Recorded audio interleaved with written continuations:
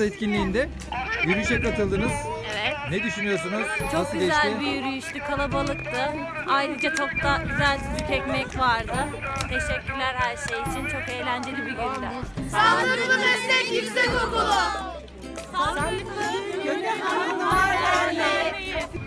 Öncelikle 21 Mart Orman Haftası'nın başlangıç hasebiyle buraya toplanmış bulunmaktayız.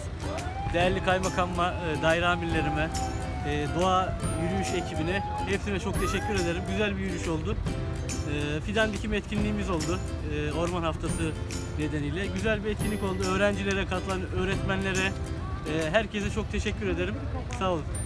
Güzel bir etkinlik oldu. Seneye 2020'nin 21 Mart'ında daha organize bir şekilde, daha geniş bir alanda bu etkinliğimizi devam ettireceğimizi ümit ediyorum.